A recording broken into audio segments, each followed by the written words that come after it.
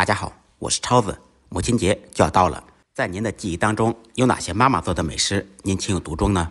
这一道豆角焖面是我老妈的拿手绝活。今天我们就重温一下我们家乡的特色面食豆角焖面，太好吃了。首先我们准备2块钱的面条、豆角还有豆芽，也可以放其他自己喜欢吃的配菜。先把面条放入锅中，用手抖散。蒸面条的时候可以拌上一点油，防止粘连。盖上盖子，上气以后蒸8分钟。利用蒸面条的时间处理配菜。豆角清洗干净，切成长段，切好以后放入碗中备用。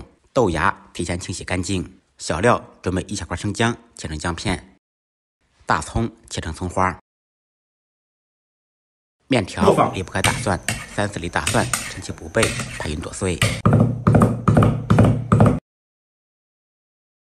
再来5毛钱的五花肉，切成薄片。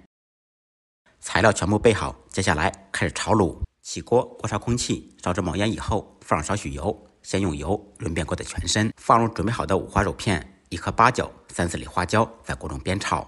把五花肉炒出油，炒至肉片卷起来，放入姜片、葱花，煸炒出香味。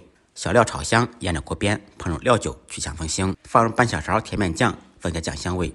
继续开中小火，把酱炒出香味。酱炒香以后，先放入豆角，放入一点老抽，增加底色。生抽酱油炝锅，提前提味。开中火，在锅中煸炒1-2分钟，把豆角炒至断生，炒至变色。豆角炒至深绿色以后，再放入准备好的豆芽。豆角、豆芽成熟度不一样，所以它们的下锅时间不同。开大火煸炒1分钟，把豆芽炒至断生以后，加入清水，水刚好没过蔬菜，放入毛盐、鸡精、白胡椒粉调味。开大火把卤汁烧开，开锅以后舀出2勺汤汁。8分钟以后，面条就蒸好了，用筷子把它抖散。蒸好的面条放入锅中，用筷子撩起来，使面条和蔬菜之间留一条空隙，这样在焖制的过程中，面条更容易成熟。浇上刚才舀出来的汤汁，盖上盖子，开中小火焖3分钟。3分钟以后，掀开盖子，轻轻晃动锅，粘锅是不存在的。用筷子搅拌均匀，使面条和蔬菜融合在一起。豆角焖面要想好吃，需要2次焖制。放入蒜末，盖上盖子，再开中小火焖1-2分钟，这样面条能吸足汤汁，焖出来更加筋道入味。2次焖制好以后，掀开盖子，满屋飘香。根据个人口味，放入一点香醋，搅拌均匀。就这样，一道我们家乡的特色面食豆角焖面就做好了。